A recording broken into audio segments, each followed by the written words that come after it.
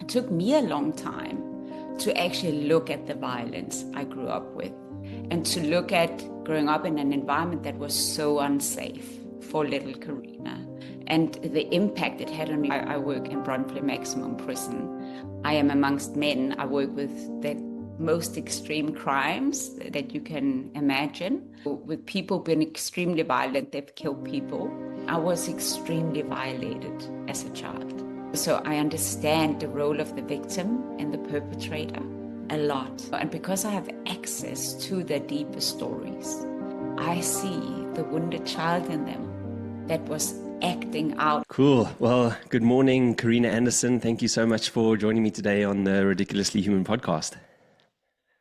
Thank you. Good morning, Gareth. It's nice to be here. Yeah, no, it's amazing. I'm really so excited to speak to you. I swear, like I've been following you on LinkedIn for a while now, and what you are doing is honestly, in my opinion, so brave and so amazing. I know it's like second nature to you now, but I'm sure everyone's like really gonna love just listening to your story and what you do and how you're helping humanity. So, yeah, Karina, I just want to start this off. It might sound a little bit of a strange way to start it off, but I was reading one of the articles that you wrote or that you were in a magazine for, and this was part of it, right?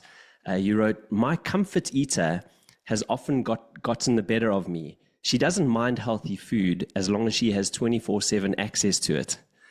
Yes, I know her well.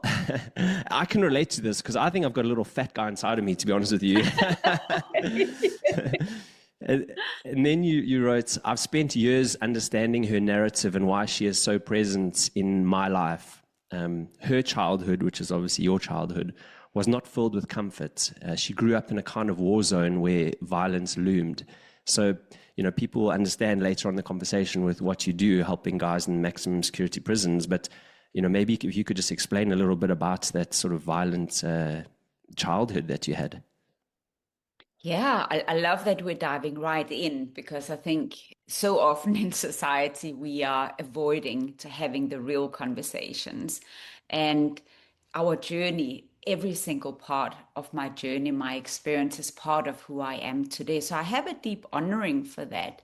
And the way my childhood lives in me today, it's very much that I live in a very traumatized body. I live in a body that is on high alert, that's very busy. I have a very, very scattered mind. So there's constantly things happening. So I have to constantly self-regulate and just also honor that, very often we don't have the conversation even with ourselves, or we think that it's not important to go back and look at, kind of like turning all the stones and look what's underneath. And I didn't do it for many years. And I'm going to answer the question also in the way that it took me a long time to actually look at the violence I grew up with and to look at growing up in an environment that was so unsafe for little Karina and the impact it had on me because I was so stuck later in life in survival. Lone ranger, perfectionist, and then the comfort eater would kind of be my escapism, where I would like for a moment just, life just gets too much and I'm trying to perfect everything. And then I would shoot into what I call an elastic band and go wild in food. And I also had an eating disorder. I had bulimia in my teenage years. So it was this constant effect of trying to be in this body, trying to be in this world. And I was doing it so many years later. And it really took, in 2002, I lost a partner in a car accident and the father of my children. And it was kind of the first, like almost like an earthquake into my life, into my journey, into the survival I was busy with, because I wasn't really pausing on anything. And it became that moment, and I wasn't actually aware of it, but it came a moment where I suddenly started feeling things for the first time in a different way. And then a few years later, when I came to South Africa I met a partner a few years later, who then threw me out after 3 weeks. I again had this, whoa, what's happening? And all these little earthquakes and wake up calls in my journey started to help me to look inward and sit a little bit longer with what my journey had looked like and why I'm stuck in such a way of doing, in such a way of being in my journey. When I think back on the violence, today I hold it differently than Karina in 2002, who was asleep, still not awake. Karina in 2006, who came to South Africa feeling quite rudderless because of my trauma. I'd never been able to really grab things or finish things. So I was drifting rudderless. And when I, a few years after the car accident in 2002, met another man, he wanted to come to South Africa. I was like, okay, let's go. It was like I followed everybody else's direction. I didn't know my own direction. So the violence and the not feeling safe had a tremendous impact on my journey and where it took me for 34 years up until coming to South Africa, because that was the point where I started to take charge. So was that like was your family violence? Was it like where you grew up that was violent? Yes.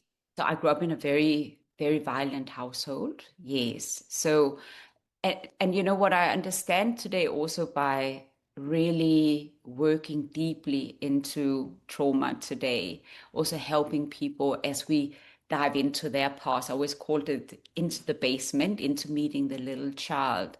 And what I understand today, of course, is that my parents didn't really know differently. They didn't understand differently. So even just violence and how they communicated with each other, the fights all the Mm. time, the disagreements, the disrespect. I mean, I couldn't put words to that back then. And I mean, my mom brought me into a marriage. She had me before this marriage and brought me in, and I didn't, like as a child, that's kind of your hero, right? Your parent. But I suddenly got pushed aside. So everything was communicated in a non-caring way, not because I mean, my mom didn't know differently. She was caught in her own violent cycles from her upbringing. And, so we do what we know, and hurt people. And I got extremely damaged from that. I remember my grand said when I was 18, and my mom kicked me out when I was 17. So that was the first time I was outcast.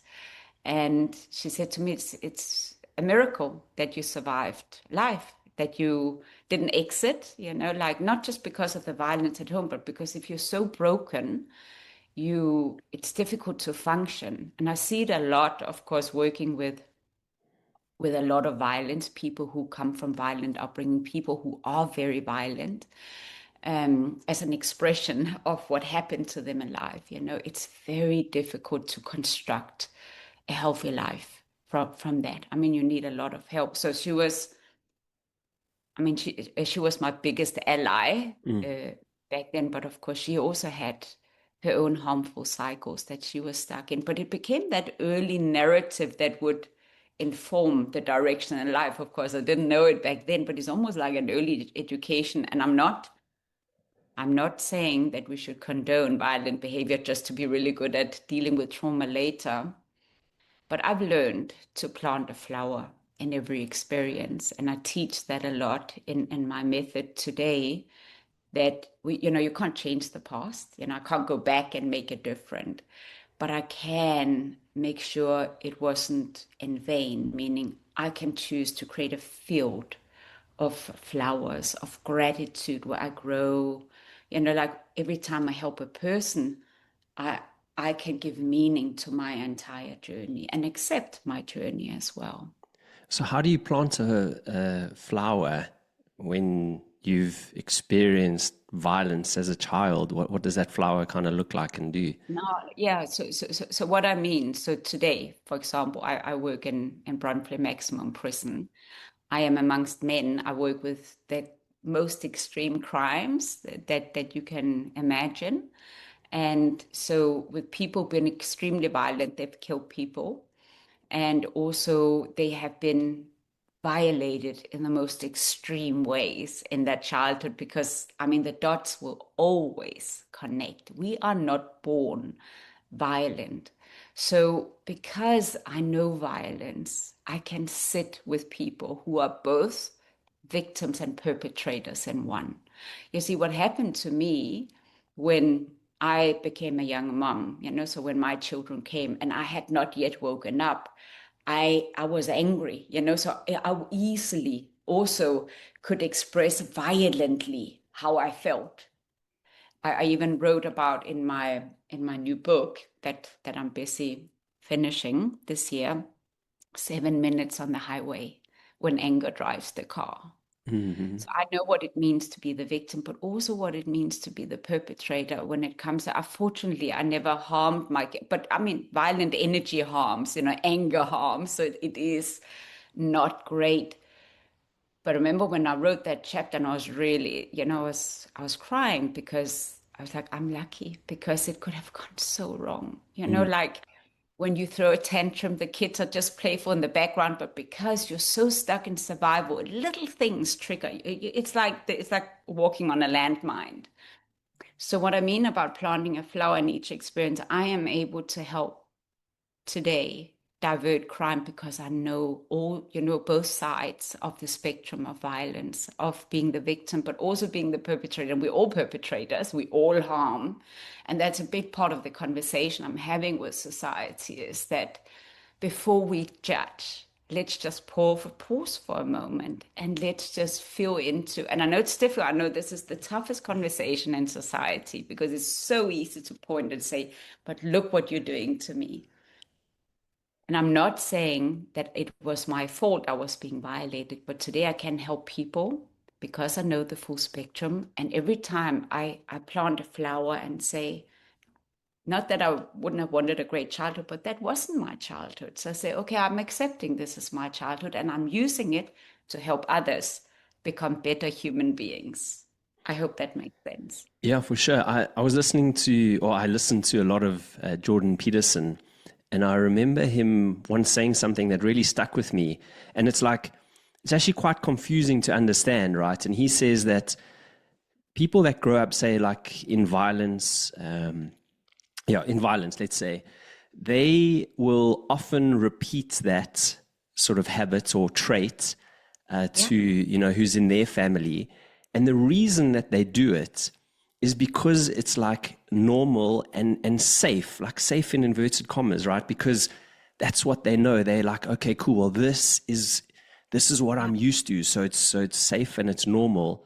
And it's like, it's almost impossible for you to comprehend that. Like, just, for me at least, I'm like, wow, how can like shouting or hitting somebody be safe and normal? But that's literally the complexity of the human mind, how it kind of like interprets that behavior. absolutely. And I mean, I work with quite a few clients, not just in the prison space. I mean, I am also a leadership coach and executive coach, so I work with leadership. And, I meet that a lot in every story. So it's not just in prison that we normalize harmful behaviors because that's how we grew up. And even in cultures, it's normalized hitting children, so it's not an easy prison break. So I call that when we realize the norms, the structures we grew up in, and what we have kind of signed off on and we subscribe to, we need to break free of those spaces. So it's such an important conversation to have because we all do it. It's not just inside prison. There's talk of like guys that there's a lot of talk. There's guys that talk a lot about trauma, and there's differing views on them. Like, do you think it's something that you can ever like fully overcome? It's a good question. I'll let you know when I know. I'm still dealing with my trauma, Yeah. and I've been at it for quite a few years on my awakening journey. So I'm not sure really because it lives so deeply in your body and your nervous system. It's like it's imprinted in your body. And no matter how much I work on breathing and yoga, and I mean, all of these things are really important to self-regulate. But then comes the moment where the default comes where the comfort eaters chatting up a storm, and a lot of the old behaviors. I will say that one of the biggest things that I have shifted from is the anger. I'm really not angry anymore. Mm. And it is because I have equipped myself to be able to sit deeply with my child, with my wounded little person. So I have the tools and skills to do that now. It doesn't mean I'm not still, the comfort eater, but one of the biggest, most important things for me to have broken free of is the anger, because that was so harmful to me and to those around me. So, and another part of still having like the scars from the trauma is that it enables me to work with others. And I think about that a lot when I have another default. I'm like, why can't I just, like perfect the journey? But again, maybe it's not meant to be perfect. Maybe that is exactly what enables these beautiful sacred meeting places. That is what makes it so relatable when I go into prison, because I'm still on my journey. I'm still doing what I need to do, and I can walk next to them with my heart wide open, and we can do this thing together. But I know that it's possible to move out of the anger. It's possible to move out of the violence, because once we touch an innate quality in us. And I think that's very important in this conversation. There's my human, okay, and she's full of trauma, and I'm helping her. But then there's my essence, and that's the journey. And I think it's about holding both on this journey, my human and my trauma journey, and my essence, where I origin from. And if I can have both, that's the magic recipe. Yeah, it's amazing. Like removing the anger, it must change so many interactions that you have, right? Like, because the way we react to situations kind of like determines the next step most of the time, right? Like if someone comes at you and you're like sort of caught off guard and you're still a bit angry and then you just react back, you're like nah nah nah whatever, like back at them, that just sends things the complete wrong way, but if you're able to control that anger like you now do, then that just has a much more sort of peaceful flow to how somebody might come at you afterwards. Like they'll come at you and you'll be like, okay, cool. Mm. Well, why? Like you just ask them a question instead of like shouting back, and your reactions are so powerful, I think. Yeah, so well, absolutely. So what I do want to say is I'm not controlling my anger any, like it's not a control, it's not a management Mm. problem. I mean, that's of course in the beginning of a shift. Yeah. You learn to pause, you learn to breathe, you learn to wait a minute, not me, that's the angry one, this is me here. But it is resolving. So in my methodology, it's very much about going to the root of things to understand what's underneath the anger. And because anger is a charged emotion, right? So you need to understand the origin. And as you begin to work with that and have the tools to meet the deeper layers, anger will over time resolve itself. And then you're actually sitting at the core of the issue. And that's where the real work lies as well. So it's not a control function of anger, because it doesn't come out. If there's any spurt of like judgment coming up in me, which is like a little cousin, in the spectrum of anger, then I can easily pause because it's not so charged anymore. Yeah, no, for sure. Look, I mean, it's not something you overcome easily, right? You have to have, like you said, those tools in the beginning to, pause, take a step back, have a moment, whatever. But then I guess, yeah, eventually you sort of maybe overcome it more, and yeah, it's a nice feeling as well, isn't it, inside you, where you actually feel lighter, when you don't carry that sort of anger. Yeah, I mean, when you understand your story and you understand the origin and you begin to, it's like you empty out all so imagine you have a rucksack and you have all these big stones that you carry, and now you're looking at this big stone. And once you begin to start working with it and resolving it, it becomes lighter. Also, because you very often we carry a lot of misunderstanding, and we've also put a lot of interpretation into our rucksack based on those early experiences. And lightening the load also means changing our mind about a lot of things that we're experiencing. So I work a lot with adding more lanes on the knowledge highway of my clients, so that suddenly we just look at things slightly differently, and they just then feel lighter, because we are we are the weight. We're Mm, putting the weight in there. And it doesn't need to be like that. But often it's because we haven't been exposed to different ways of thinking or looking at things. mm. I think I want to just touch on something else you said here, because yeah, it's a nice sort of flow from what we're chatting about now. You're right. You said a year after arriving, fate orchestrated a meeting, and basically, yeah, you went to a networking event. You met a social worker from Brunflay Maximum Security Prison, and then a week later, serendipitously, you had a corporate workshop just a few kilometers down, and you walked through the prison gates eventually for the first time on the anniversary of arriving in South Africa, right? Mm. And you made a promise to 16 men that day, and you said, "I'll gift you a year of my time, 1 day a week." I was just wondering, like, what made you make that sort of promise to guys you just met?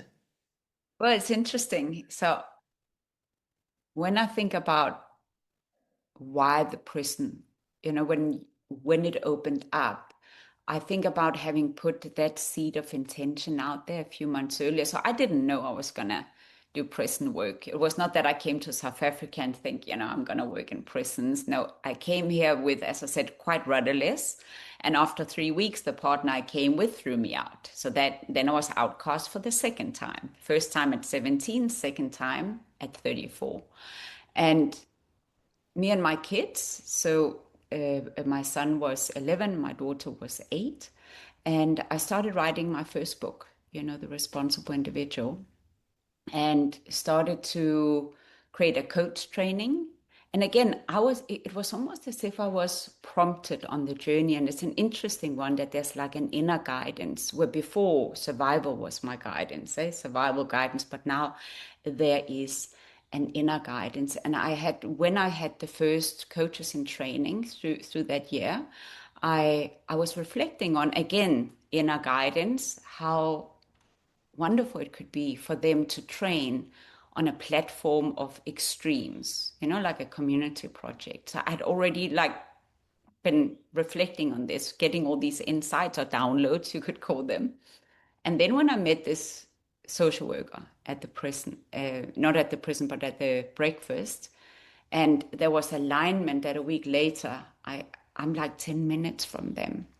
And I come there and by then already, I'm starting a little bit to follow the signs. I'm like, wait, it's not be careful with survival, just follow the signs. So, and that is a big toolkit today, a tool in my toolkit today, because in order to bypass survival, you need to have more guidance to help you outside of it, because the trickster mind is very, very strong. So when I was sitting with the 16 men and we had this conversation, I knew, I'm busy crafting the coach training. I'm busy writing my first book. I was still having the pages, and the men were actually the first ones to work with the draft of the book. That I just felt a connection, and I think it's because of my trauma journey. It just, I went in. I had absolutely no judgment. Immediately I just felt I can relate. I could feel that there's a connection, and I couldn't explain. I didn't know back then. Of course, I had no clue that 5 years later I would be in 7 prisons, that now I would have developed this incredible, not me alone, but I would have been part of developing this beautiful change recipe and have 0% recidivism rate amongst those men that we work with and support upon release. No clue. But to feel the connection and to sense there's a guidance, I'm being guided on my journey. That is really, yeah. So I stepped in, I jumped in, and it's been a big discovery, Gareth, for me on the journey, how to bypass survival. And that's a big part of my study over these last 18 years, working with people deeply stuck in survival. How do you bypass survival? How do you listen to purpose? Do you know that purpose whispers to you all the time? So those were the first, I didn't know it. I didn't think about it like that back then. But today, when I look back at it, I see that's purpose talking to me Mhm. that way, that way. So how do you bypass survival? Like what's, like just briefly. Well, I mean, this is one of them when you listen to the signs, when you see how, well, how come that a week later after I meet the social worker, I already have been booked for training months before that Mm. at Godini Spa, that is, like 10 minutes from the prison. So that's one way to start to listen to all these little signs on the journey. And I know this is a more spiritual conversation, and not everybody who listens will be open to a spiritual conversation. But for me, it's been very, very important in order to silence the trickster mind. And so I always wait for three signs to make sure, because remember, I live in a scattered body. My body has been severely traumatized, so I need help. Another thing is also the we space. So when I think about bypassing survival, I get a lot of, I really operate, it all like switches on when I'm in the we space. So when I facilitate in group spaces, I get so many insights. So it's like my channel, the downloads are stronger than ever. And then I know it's not me speaking, it's we speaking. Mm. So and I know it a lot from writing books as well. I've written two books. I'm busy with the third and fourth book, and it's never easy to write because I know when survival is writing. I know when my perfectionist is holding the pen. I know when control wants to get the better of me, and I'm kicking the walls because I can't. Nothing come. I sit with 500 words for hours and hours and days, and then I know it's survival. So it is being able to identify what survival looks like. So, in the first part of the process, when I work with people, is to identify, let's be really clear on the survival operational system. So, we spent the first months just understanding our survival. Because then, when survival speaks, I say, I see you, I know where you are. And so it's becoming, building the mastery, the personal mastery to be able to dance with survival and getting closer to like the real inner compass and your essence. It takes years, Gareth. It's not like so how do I do it? Let's do it today. But these are the first steps to breaking, what, not fully breaking free of it, but at least dancing with it, bypassing it, being more clever than it. Mm. Yeah, no, for sure. I mean, yeah, some people never even get to ever realize like that they're operating in the space. They'll go through their whole life and just be none the wiser whatsoever. Um, I wonder why, like, some people just sort of start waking up and realizing they need to work on themselves, and then others don't. I guess that's maybe one of the mysteries of life, isn't it? Well, I think it depends on how you view, your journey, your beliefs that you come into life with. But again, we have to be careful, because beliefs easily comes from structures and limited constructs. So for me, I take the invitation and see that I choose to create meaning and purpose in my journey. I'm not going to let anything be in vain. So all my trauma, all my pain, all the different things, I'm going to utilize it for the better of other people so I can help them. And it is also why it's when people shift from deep, deep, deep darkness into the light, as we call it, if you can repurpose all these dark pieces and you can use them in the light for the we, it is what actually helps them shift, because suddenly there's a purpose. So they have redefined purpose. Now, no longer is purpose about survival. Now, purpose is about awakening. It is Mm. about service. So it's something I also use a lot in workshops and in the teaching material, is to shift purpose from survive to awaken to service. Did you ever feel scared entering into a maximum security prison? And like, I mean, I guess I'm just trying to imagine, here you are, you walking into this prison. It's not like the guys are behind bars anymore when you have a workshop and you sort of first meet them. I'm assuming, again, right? You like, you come to an open space within the prison and these guys are sitting around you or whatever, standing around you. Was there ever like a sense of fear, like to, what might happen? Mm. Never, Never. never, never. Uh-uh. It's and maybe it's because of my journey, like it's never been something that I've reflected upon that I feel unsafe. Remember, I know what unsafety looks like and feels like. I grew up in a very unsafe space. And I also know what unsafe means. Like, I mean, I have been a victim of crime. In 2014, I had an armed robbery. I had three men coming into my bedroom. We were in between houses, and they burglared the house, and they put all their weapons on my bed and tied me up. And so I know what scared, looks like and feels like. I was very lucky. It was like gratitude had a new shape the next day when I survived that. So coming into the prison, and I think it's again the connection, when you're meant to be in the right place at the right time, and we have a journey together. And also, I see also how my entire journey, all that I've been through, suddenly I can use it as tools in helping them as well. So it's no, I've never felt any fear. On the contrary, I have felt incredibly proud of them for having the courage to invite me in and to give themselves a chance to explore something new. I have so much respect for their journeys, and also because I know how it is to, because you don't start out as the perpetrator. Let's all remember that we start out wounded.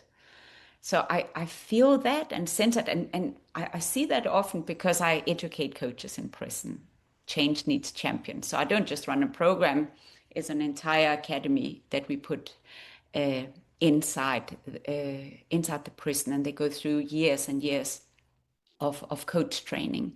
And I see also what happens with them in their facilitation, because their capacity for facilitating incredible shifts is much bigger because of their journeys. One of the men I worked with for 17 years, he's the lead coach on our school project at Ravensmead High. So it appears that like the more you've experienced in the full spectrum of your journey, the more you can hold. And also the more you recognize others, and the better you can sit with people in their journeys, in their pain. So just it's an energetic thing as well. Yeah, it is for sure. Yeah. It's it's like a two-way process. This, it sounds like, for you and for the prisoners. Like, in terms of like you're helping each other out, you're learning from each other, and I think if you are like a coach, somebody helping somebody, you have to have that mindset, right? You're not going to be a good coach, a successful coach, if you think you're the only one that is like going to be helping the other person. That's my lesson in helping lots and lots of guys, right? I'm like, every single session and every single group that I work with, it's like, for me, it's an eye-opening experience, and I learn so much from these guys, right? Like, I'm like, every time there's something that I'm just like, kind of blows my mind, you know what I mean? And like makes me reflect and look at myself and my own honesty and all these sort of things. And I think if you don't have that openness, you're not going to be a great coach and that successful. And this was interesting. It's kind of interesting because one of the things that the guy said to you in 2008, an inmate asked you a question that cracked you open, and he said, "Karina, have you ever harmed someone?" Yeah. And then I assume, you answered and you were like, "Yeah," and that Well, for the opened first up a whole new time, thing. for the first time, and also, and I often use that example in the start of a journey with a new cohort. So right now, I have a cohort that's been in for 6 months in the Smiling One process, and 7 inmate student coaches that's been with me for the last 3 years. And it's one of the things I say early is, where I started my change process, where I was initiated, and it was with this question, have you ever harmed someone? Because are we able to face our own darkness? Can we be honest about that? And if a coach is tuning into to this conversation and hasn't done their own work yet, then it's time, because we are invited. This is a collaborative journey, a collaborative awakening. We are not more than the other. So in any process I go into, I'm not there to coach them. I'm there to help them coach themselves. I'm not their coach. They are their own coach. And I make that very clear. So I educate coaches so that they can stand fully in ownership and responsibility of their journey. That's not my responsibility, but I can help them open their eyes to that. And that also makes the process hugely efficient and effective because they know it's up to me. The leader and me sleeping, I gotta wake him up. Let's see how we get him awake and Yeah. participate in the journey. So yes, it is this beautiful exchange that's taking place. And I think if we all can think like that, everybody is a coach. Parents are coaches to themselves. They should coach themselves, right? To be, and I mean, your dad. And that was really the invitation to me when I thought about that question in 2008. And I decided I'm no longer going to be an angry mom. I'm no longer going to have another 7 minutes on the highway where anger drives the car. And it became that North Star for me to clean up my act and to do my work. So we got to face the brutal facts. That's often the invitation to change. Yeah, there's a lady that I often refer to. Her name is Dr. Shafali Tarberry, and she wrote this fascinating book called The Conscious Parent. And basically, what the high level, I guess, learning in it is that your child will teach you more than you will teach your child, right? And effectively, they're going to be like pushing all your buttons, Yeah, exposing all your unhealed issues, just showing all those things. But if you're not conscious, you're not going to pick them up. And you are going to be maybe like angry and pushy and all these sort of things, right? And that made me definitely be a way better father, but also just a better human in general. To like, you kind of understand that almost every interaction that you have is a learning experience. And I think if you can look at your relationships and interactions that way, you almost have like a richer, deeper experience of life. And you have more respect and these sort of things for other people, because we're all just here in some beautiful way to kind of like teach each other, whatever it is. absolutely. I mean, I think, the most important way to meet the journey, to meet life, to meet each other, to understand that you are my teacher. So, what can I learn from you? And and I also know that whatever energy I give off, you are gonna also take from that. And that's also why so many of our youth is getting lost on the edges of the human experience because there's so many people who are not aware of their harmful energy. And the youth do what they normally do, they copy and paste. So we have a responsibility, all of us, in how we walk the path as parents and role models, and that we can do better. We should do much better. Yeah. And other issues, I guess, which cause men to go into crime and drugs and all these sort of things is fatherlessness. And there's a great guy, Dr. Warren Farrell. He wrote a book in America called The Boy Crisis. And again, it was fascinating, talking about, one of the real issues in society that we experience now is because guys often, and girls, but like mostly the guys are in prison and go to crime and these sort of things. It's because they had no father figure, no kind of mentor, nobody to kind of show them the ropes. Is that your experience as well with the guys that you work with? So I definitely think it's a very, very big puzzle piece in a journey, when you don't have proper role models. I mean, I've raised a son as a single mom because that dad died very young. So I just want to say that my kids didn't have Yeah, a, a male role model. And my son has also, like been dealing with different things through his journey, but it didn't end him up, like in crime, for example. So I just want to say that it's not just that. It of is a course. very important role, like to have a strong role model. I do think to have a male presence, and I would have wished that my son would have had that. Fortunately, on his journey, there were like in school, like he went to the Waldorf school, and that there were people stepping kind of in as well.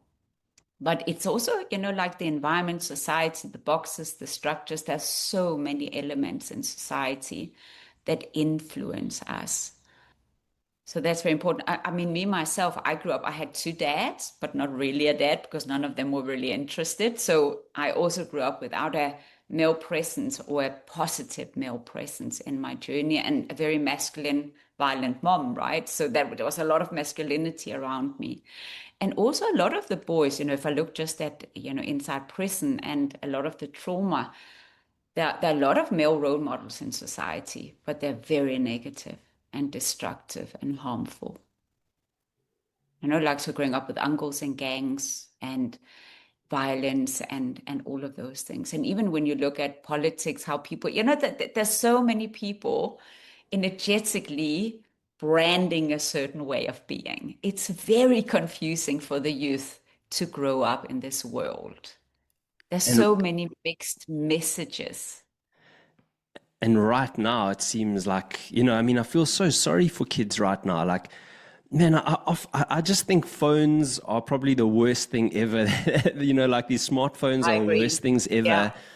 I was definitely. even had this like a sort of epiphany last night. I was just like, man, these phones have really messed things up for us in many ways. I mean, they're great for other reasons, but like if you if we have to be truly honest with ourselves, have they actually been a good invention for society or not? And if you look at it from, say, a mental health perspective and all these other things, I don't think they're a good influence on us.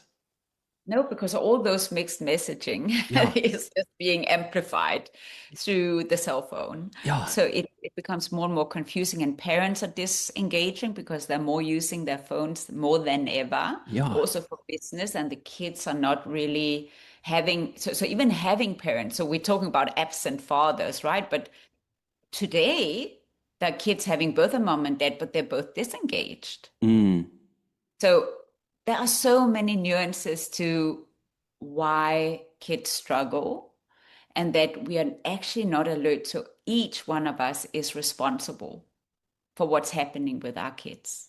yeah. Each of us is responsible for, I have to have a really honest conversation with myself about my behavior. Where am I disconnecting? Where am I modeling unhealthy, harmful behaviors? So I think we must just be careful not just to blame it on, like the fathers who are not there, like physically not there. But what about all the fathers who are physically there but not there, or the moms who are physically there not there? That all the mixed messaging. So I think it's a bigger conversation, to be honest.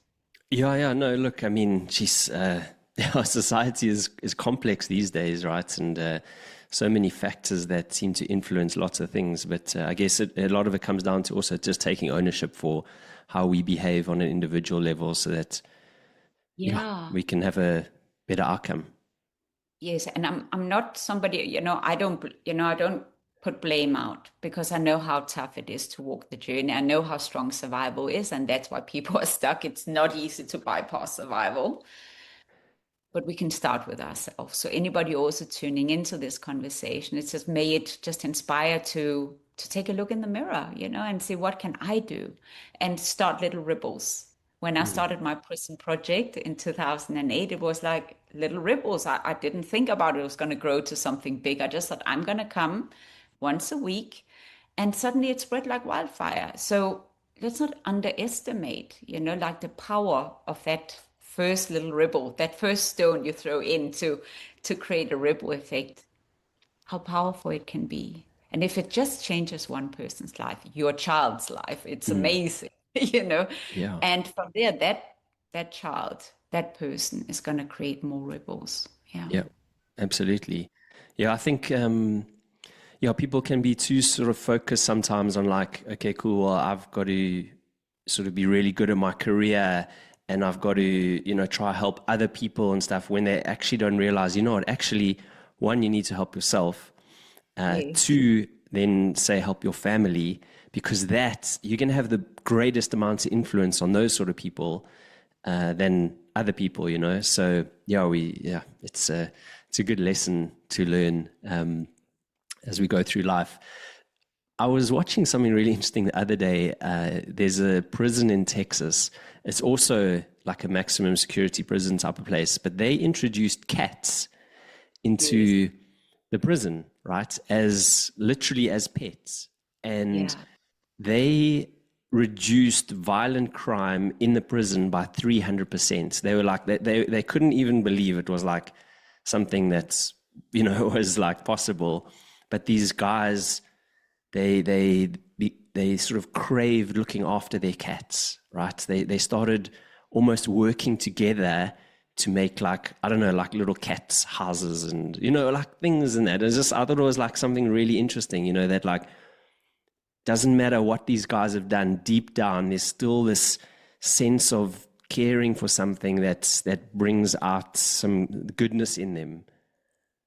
I mean, it is an innate quality in us to care. We are that's our primary setting. We've just forgotten Mm. our so cats, of course, animals can be beautiful in accessing that part of us. I mean, the way we do it in our circles is through sharing our stories. So the first part of the journey, really sharing, starting to open up, realizing we're not that different.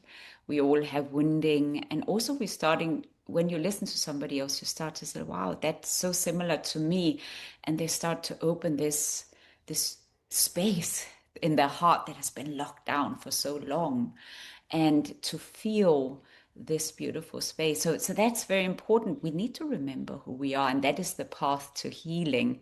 And so, yes, animals is one way of starting that process of accessing that. I also think it's important. Next to that is, of course, because the Bible is so strong, you need a toolkit. So not just the survival toolkit, but the toolkit for life and learning, so that you have a how-to guide, so that the coach in you can be trained and equipped for how to do life, how to become a better parent, and so on. So I think that's a really important part of the journey as well. For sure. You also you're right that you turn gangsters into leaders, right? And that's just like such a good sort of slogan. I think it's so cool. But some interesting facts around it is you say it's like 13,000 rand a month to incarcerate a man in South Africa, Yeah, and when per they month. leave, sorry. Per month. Per month, sorry, yeah, 13,000 rand per month. And when they leave, like 86% of them generally will come back into prison, right? Okay. Yes. And you, in your course, which is a 3 to 5 year program, you've had zero guys re-enter the prison, which is pretty phenomenal. It is. I mean, it takes time because remember, I work with extreme crimes and extreme survival behaviors, and those that train as coaches. So it's not everybody who's going to stay for 3 to 5 years. It's a big commitment. But those that we followed on the outside and that have been working with Smiling One on the outside, none of them recommit because this caring quality, it's very strong, and we provide platforms so they can keep practicing it, so it's like building a new bank account. So instead of having all these big bank accounts in the darkness and violence and anger and how to do crime, that has a lot, it's very big in that journey. As I say, it has big muscles. It's gone to gym for many years. So we need to build the new muscles for the new life.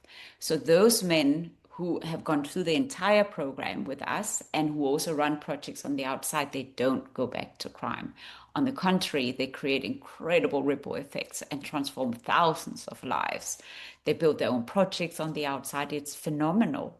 It's phenomenal. Do you ever have like a tug of war in your heart or your mind with guys that say, I don't know, they've murdered, I don't know, 1, 2 people? Um, it, like is there forgiveness in you? What is there? How do you like deal with that emotion yourself? I know this is going to be really difficult for people to hear because I know, I mean, as I say, I've been a victim of crime. I haven't lost people because of crime, but I know a lot of people have lost people to crime, and I understand the struggle deeply. I really understand, but I don't have a tuck and war. I think it's because of I was extremely violated as a child. So I understand the role of the victim and the perpetrator a lot, and because I have access to their deepest stories, I see the wounded child in them that was acting out. And it's not an excuse for crime, but if you've been raped as a child, I mean, how you gonna, and you don't get help, it makes sense if you connect the dots why that person could become a rapist, right?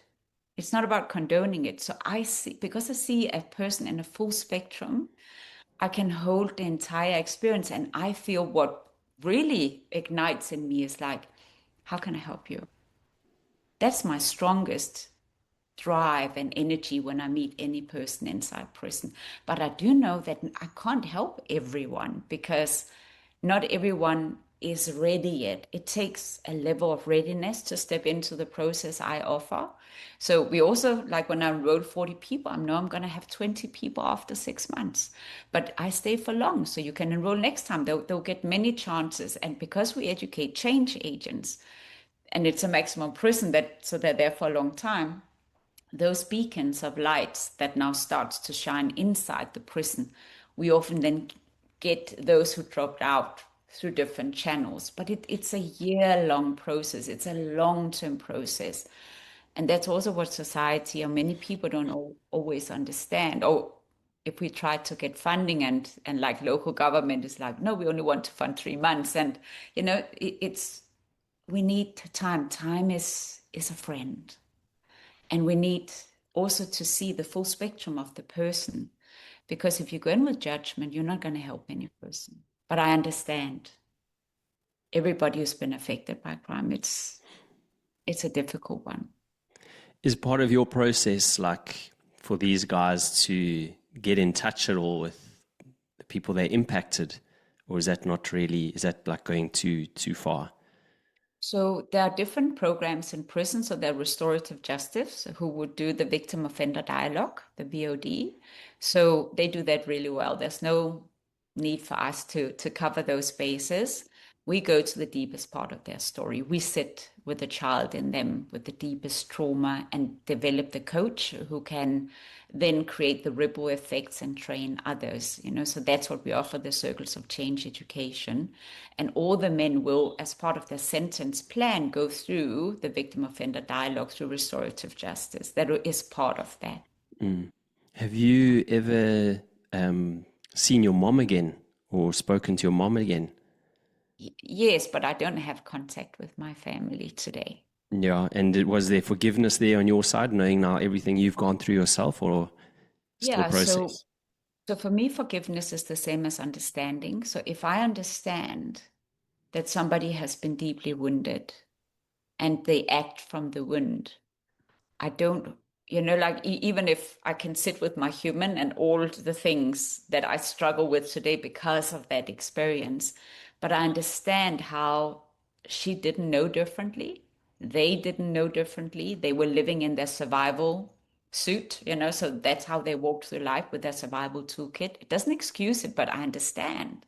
So I don't hold that. I've released that. I've resolved that. I've done a lot of work on myself over the years. And I mean, that's also how all the toolkits in Smiling One and my Circles of Change Academy has come about. It's been born in the fire of the journey, So when people ask me if I read books, not so much. I think there are lots of good books out there, but I read the universe. So The signals. I read signals. I get a lot of information through my journey, and that's the material that I write from. So I don't have any, and that's also why the anger has resolved, because if I was still angry, I wouldn't have let it go. And you think if your mom ever got in touch with you, you would be open to speaking with her, or Well, it's not that I'm not opposed to speaking to her. I mean, yeah, it's only been 3 years of not having contact. So the reason that I chose not to have contact is that if you're still operating in some of those patterns and you're not doing your work, I mean, it's not me to be a judge of where you need to be on your journey. But if it still causes harm my way, it was for me, a generous act towards myself to say, I'm not going to participate in that anymore. I tried for many years to be supportive and helpful beyond that. Like I've had contact for all the years. It's only the last 3 years where I said it's not actually good for me anymore. And I'm not saying that that's going to be forever. Maybe we will have contact one day, and if she is in the right place and there's a meeting place, that wouldn't be a problem for me. Yeah, I guess you have to protect yourself, right? Because there's probably triggers there and these sort of things, and like you just Triggers anymore for no. me, but it's more like because my value system, Mm. the way I meet people, I will meet you with my open heart and my deepest respect. But if you don't meet me equally, then I can love you from a distance. So I also write about that in my new book. I love you from a distance. So I don't have triggers around it, but I don't want to be treated unkindly. Yeah, of course. Just as we kind of like start wrapping up a little bit here, you've spoken quite a bit about like I guess exploring the guy's inner child. What does that kind of look like for people that don't necessarily know what that sort of healing is? Yes, so I think today it's beautiful to see how so many people talk about healing and trauma and inner child. So there are so many approaches to doing that. So the way we work is that we learn to use challenge as an access point because challenge will reveal where you're stuck. Challenge will either show then that, there'll be body like symptoms, there'll be certain behaviors like my comfort eater. Hey, alert, alert, alert. So it shows me maybe you should visit your inner child, but mostly we don't see it.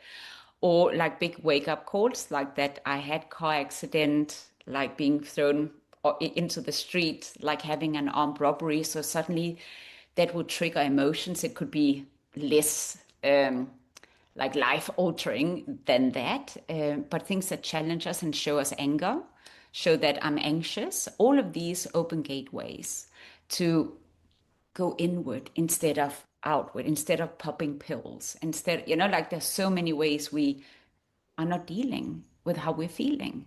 So that gives us access. So it's also a toolkit and learning that toolkit, that process to, so breathing is one thing, right? Learn to calm ourselves. It's also becoming the meeting place with the inner child and something that I've seen as I work with people and they're still not safe enough to do their healing, meaning safe enough for themselves. They are too reactive.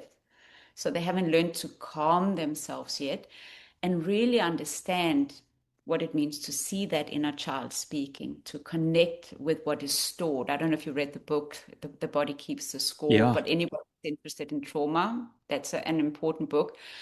But it's stored in every cell, in every memory in the body, it's stored, the trauma. So to be able to actually connect with the different parts of yourself. And what we do a lot, we have a lot of mapping processes. So from the challenge and starting to see the voices and the triggers and the survival layers, and then taking the stairs into the basement and really getting to know and also map what are some of those child experiences that are still like has charged emotion. So it becomes a journey. And also when you realize that you're not that child anymore, but that child runs your life.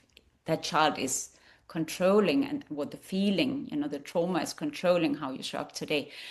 You can begin to learn techniques like breathing, relaxing, like also more somatic release to help yourself out of those spaces. So meeting the part of you that was wounded, that you left behind. So I write about that in the second book. So the 10 leadership lessons from prisons to boardrooms, where we've left a part of us behind. We're so busy surviving, so busy doing life that we're not paying attention to these little triggers, these little clues, as I call them on the journey that will direct you inwardly. If you just stop for a minute, just pause for a minute, just be curious and find the part of yourself that is struggling, that is actually also disconnecting you. So we've been talking about parenting today, hey, the disconnected parent, the phones, but that's often ruled by something internally that we are unaware of. So let's open our eyes. Let's be curious to go inward. Yeah. And what is like one of your, say, favorite stories of guys that you've helped and seen like turn around? Like, is there any, maybe just one that kind of like that sort of stands out? Because it's nice to hear these sort of success stories with guys that have, their life's gone one way, they've done something terrible, but now they've changed it completely.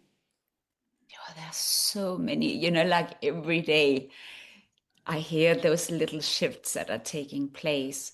I mean, I worked with men for a very long time. Like a few years ago, the last few men of those who have been working with me since 2008, so they've been in prison for 18 years, came out, and I see how they are running school projects and doing wonderful things with their toolkit. We have Franklin, who works in-house with Smiling One for the last 17 years, how he's taken his transformation and he runs our school projects today. He's co-founded our Partners in Education initiative. I mean, it's amazing to see what sparks.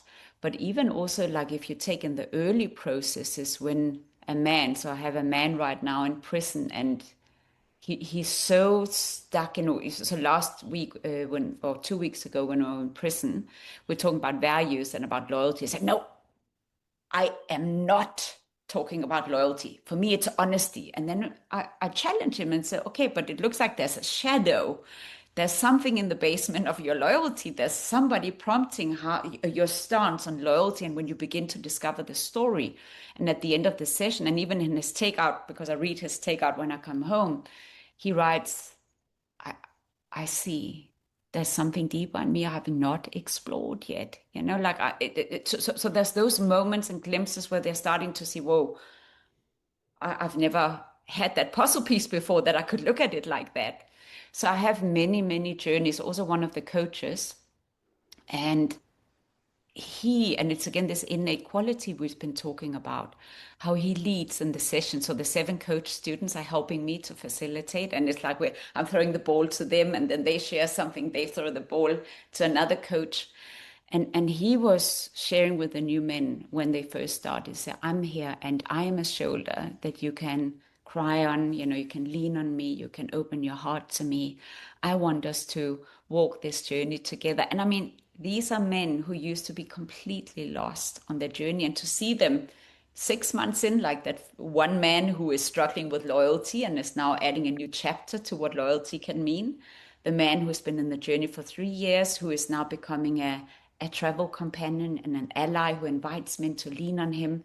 You have the man after 17 years who's running big school projects and crafting methods together with Smiling One.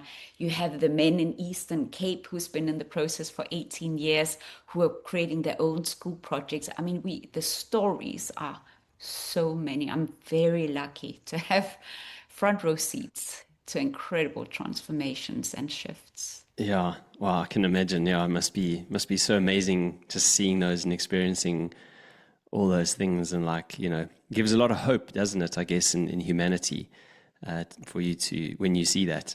Have you noticed a change in perhaps the demographic, like maybe just even like male and female, like?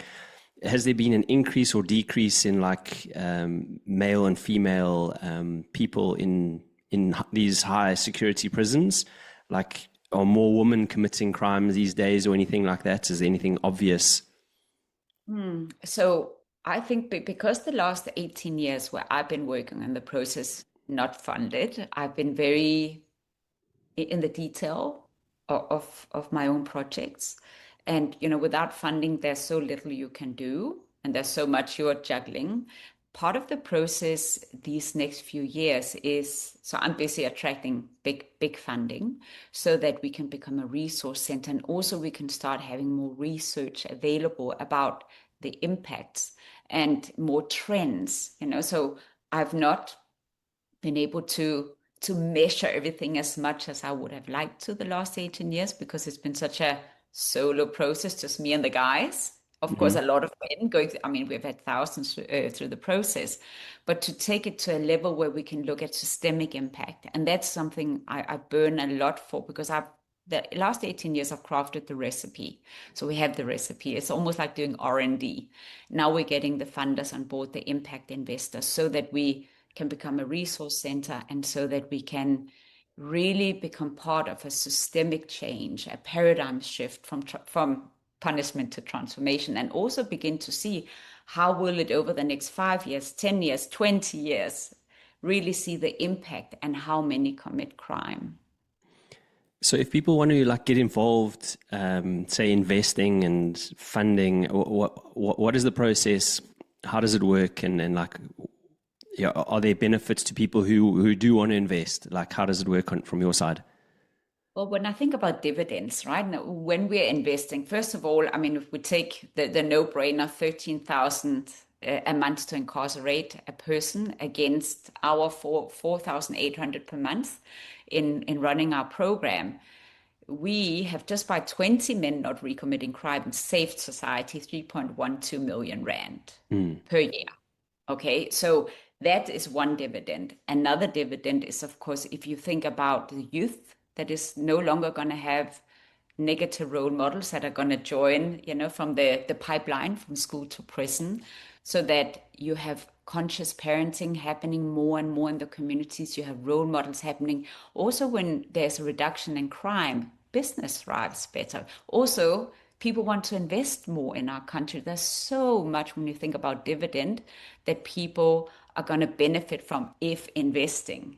So you got to look at the bigger picture of investment here when becoming a social impact investor and joining what we call the shift. We do have a Bagger Buddy campaign, so there's room for those who want to, donate maybe 50 Rand a month, 100 Rand a month, 200 Rand a month. And then there's the big donors who donate maybe 100,000, 500,000. We had somebody donate 1 million in February towards our vision to become, really become a system shifter, a paradigm shifter, and also reach everybody in South Africa and maybe one day also globally.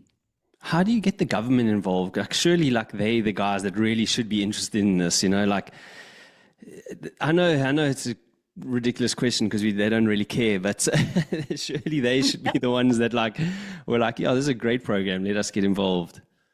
I hear you. So I always believe in really developing enough evidence. We have a lot of evidence, but I also want us to be strong over the next 3 years to codify all the methods. So that's where I'm busy with my time and energy to make sure the resource center is solid so that when government chooses to come on board, that also we can cater for the extraordinary need that we have in our country.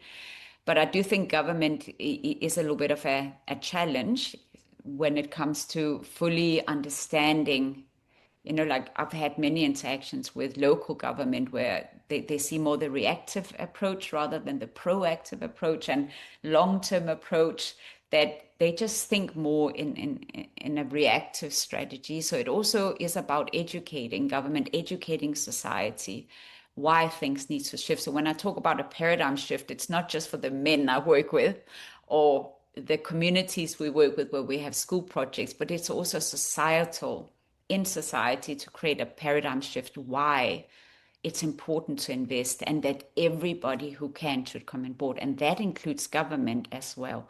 And of course, I mean, that there are many beautiful programs also for ECD. I mean, in South Africa, I do find there's a lot of work happening. We have so many amazing NPOs and NGOs active in the space.